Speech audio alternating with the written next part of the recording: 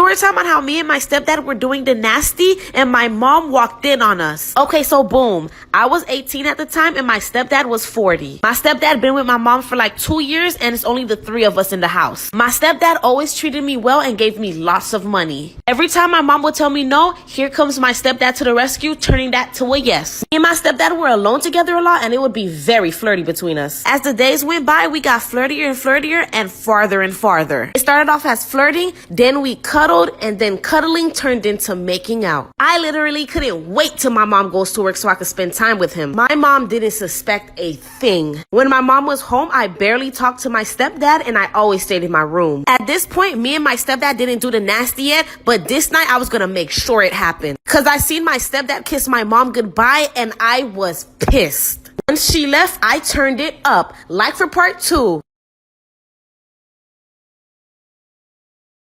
This is why it's better to have one friend that you hang out with regularly instead of having a big group of friends. And trust me, you're going to want to listen to this story time. So when I was a sophomore in high school, I was kind of going through an identity crisis, and low-key still am. I went to a predominantly white school for the majority of my life. So let's just say I was extremely whitewashed. It was one of those times in my life where if a white person said the N-word around me, I would just laugh. Not because I didn't know it was wrong, but because I wanted to be accepted and I wanted to be like everybody else, and I seeked validation. Sophomore year was really when I started to become who I am today. I wanted to learn way more about my culture and my background. So I started becoming friends with people from other schools that are more diverse. Eventually, I met this group of girls. And I thought these girls were going to be the sweetest girls I would ever meet. Now, this friend group was serving flavor. I'm talking diverse to the T. One night, we decided that we were going to spend the night at one of the girls' houses. Let's call this girl Sally. I kept getting lost on the way to Sally's house, and I thought it was because I didn't know the area that well. Keep in mind, that's what I thought was the reason. I get there and we watch like 4 or 5 movies before I end up falling asleep. And when I wake up, I was in a room full of grown-ass men staring at me.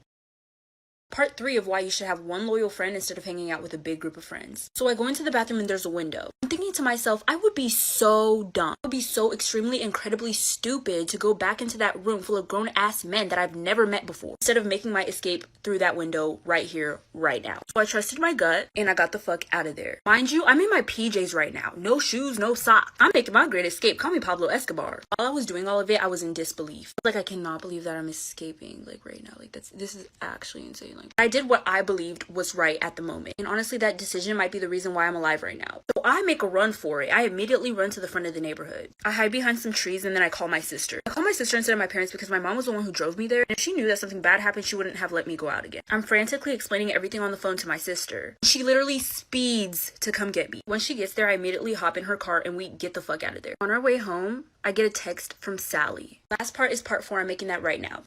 Storytime part 2 of why it's better to have one loyal friend instead of a big group of friends. I forgot to mention in part 1 that when I arrived, the men were already there. Mind you, we were in sophomore year. These men looked like they were in college. So I was already a little thrown off, but I trusted it because I was with my friend. When I wake up, these men are like staring at me. But they try to look away really fast, but I could tell that they were staring at me. I start thinking the worst of the worst. I try to think of any possible way that I could get out of there, whether it was physically or mentally. So I pretend to fall asleep just to escape the reality of it. But then one of the men at the bottom of the bed starts rubbing my feet. I immediately kick my leg so I can get his hands off. Now I'm thinking he's gonna be mad and I'm gonna get fucking attacked. So I try to make small talk to loosen the tension. So I look at the guys and I'm like, hey, do you know where the girls went? One of them looks at me and says, oh, they went home. So I'm like, I thought this was Sally's house. And they say nothing. So at this point, I think I'm being set up. I try my best to not make it seem like I'm suspicious of them. I casually act like I need to pee. Walk into the bathroom and I see a window. Automatically something clicks in my mind, get the fuck out of there. Making part 3 right now. Part 4 of why you should have one loyal friend instead of having a big group of friends. So I'm on my way home and I get a text from Sally. Hey girl, where are you? We went to the gas station to get some milkshakes. You could have came with, but you were already asleep.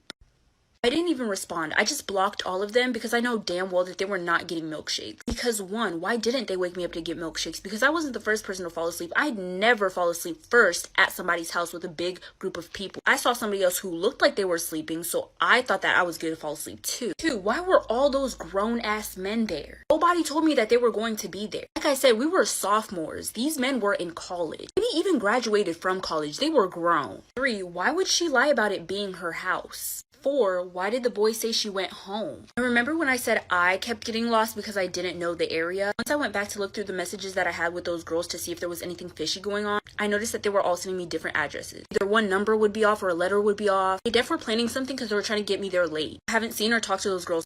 Part 3 about why my mom kicked me out when I was 16. So like I said, I'm laying under the bed, no clothes on. She asks where I am. And he's like, oh, she should be in her room. So he goes looking for me everywhere with her. And he's like, oh, well, maybe she's outside on the patio. And I don't know why the hell my mom's sister had a key to our apartment anyways. But she's still looking for me in the apartment and she looks under the fucking bed. And at first she's like, oh my god, what did he do to you? And I'm trying to tell her nothing, like I made that decision on my own. So she calls my mom right away. My mom comes home. She's screaming at me and she kicks me out. So I go to my grandma's house and I told my grandma what happened. And my grandma calls her and she's like, it's not her fault that you gave her daddy issues. And I'm like, bruh, what the fuck?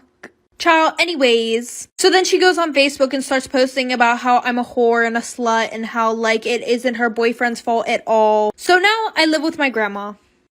Part 3 of my toxic best friend. So after I met up with Emily to confront her about giving this man my address, she tries to act as though it's not that serious. So after I dragged her down the stairs, and from there we started to get into it. I guess her grandma heard everything from inside because she came running outside to stop it.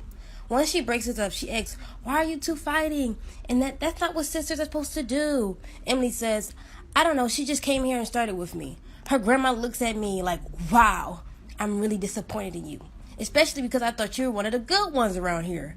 My face dropped because Emily never explained truly why I came up here and her grandma was just ready to take her side.